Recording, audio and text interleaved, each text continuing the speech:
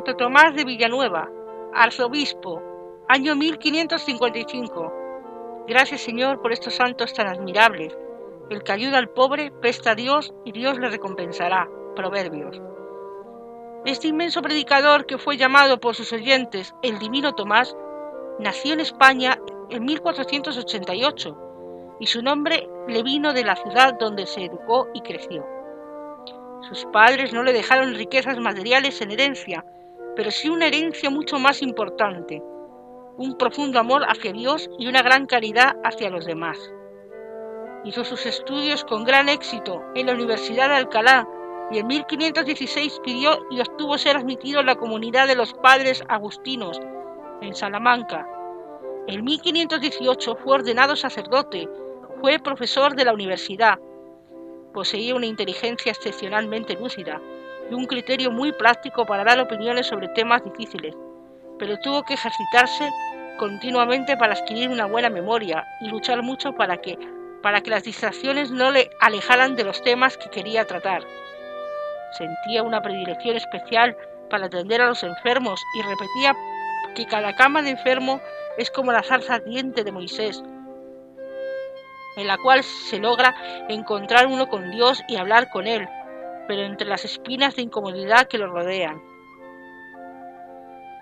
Fue nombrado provincial de su comunidad y en 1533 envió a América los primeros padres agustinos que llegaron a México.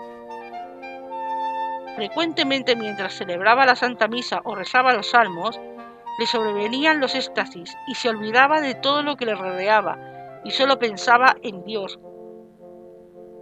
En esos momentos el rostro le brillaba intensamente.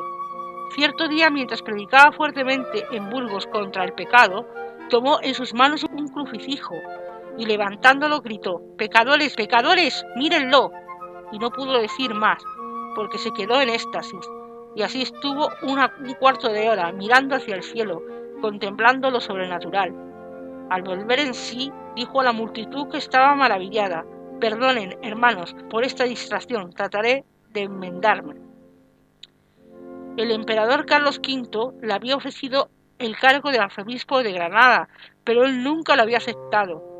Entonces un día el emperador le dijo a su secretario: «Escriba,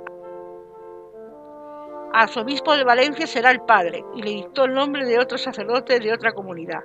Cuando fue a firmar el decreto, leyó que el secretario había escrito: «Arzobispo de Valencia, el padre Tomás de Villanueva». «Pero este no fue el que yo le dicté», dijo el emperador. «Perdone, señor», le respondió el secretario, «me pareció haberle oído ese nombre, pero enseguida lo borraré». «No lo borre», dijo Carlos V, «el otro era el que yo pensaba elegir, en cambio este es el que Dios quiere que sea elegido», y mandó que lo llamaran para dar el nombramiento. Tomás se negó totalmente a obedecer al emperador en esto. El hijo del gobernante, el futuro Felipe II, le rogó que aceptara, pero tampoco quiso aceptar. Solamente cuando su superior de la comunidad le mandó bajo voto de obediencia, entonces se aceptó tan alto cargo. Llegó a Valencia de noche, en medio de terrible aguacero, acompañado solamente por un religioso de su comunidad. Pidió hospedaje de caridad en el convento de los padres agustinos, diciendo que le bastaba una estera en el suelo para dormir. Cuando los frailes descubrieron quién era él, se arrodillaron a pedirle su bendición. Antes de posesionarse del arzobispado, hizo 6 días de retiro de oración y penitencia en el convento. Quería empezar bien preparado para su difícil oficio.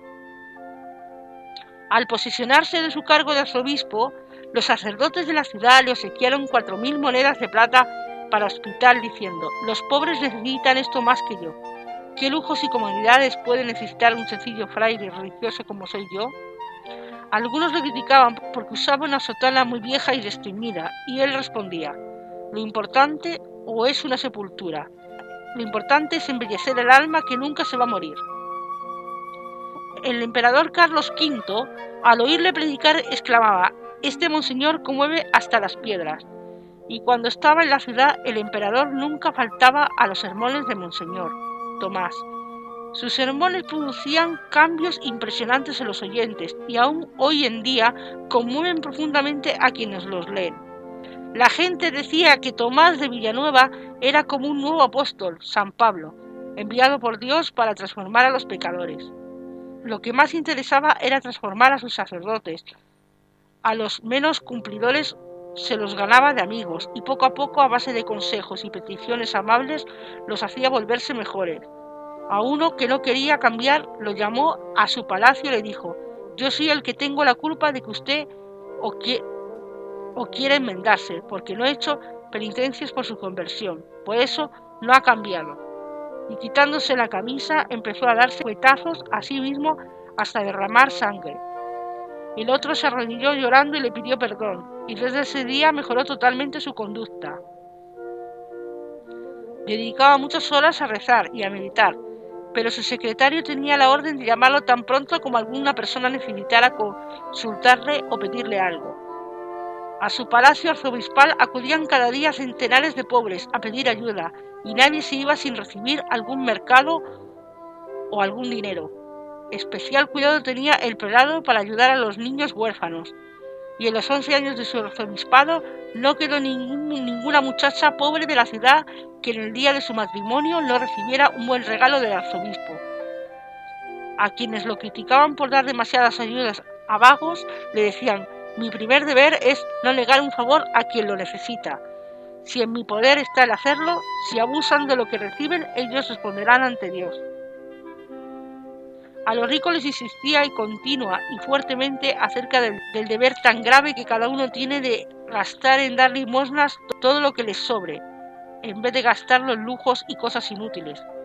Decía a la gente: ¿en qué otra cosa puedes gastar mejor tu dinero que en pagar tus culpas a Dios haciendo limosna? Si quieres que Dios oiga tus oraciones, tienes que escuchar la petición de ayuda que te hacen los pobres. Debes anticiparte a repartir ayudas a los que no se atreven a pedir. Algunos le decían que debía ser más fuerte y lanzar maldiciones contra los que vivían en unión libre. Él respondía: hago todo lo que me es posible para animarlos a que se pongan en paz con Dios y no vivan más en pecado, pero nunca quiero emplear métodos agresivos contra nadie. Si oía hablar de otro, respondía: quizás lo que hizo fue malo, pero probablemente sus intenciones eran buenas. En septiembre de 1555 sufrió una angina de pecho e inflamación de la garganta. Mandó repartir entre los pobres todo el dinero que había en su casa. Hizo que le celebraran la Santa Misa en su habitación y exclamó: ¡qué bueno es nuestro Señor, a cambio de lo que amemos en la tierra! En septiembre de 1555 sufrió una angina de pecho e inflamación de la garganta. Mandó repartir entre los pobres todo el dinero que había en su casa. Hizo que le celebraran la Santa Misa en su habitación y exclamó: ¡qué bueno es nuestro Señor, a cambio que lo amemos en la tierra! Nos regala su cielo para siempre. Y murió. Tenía 66 años.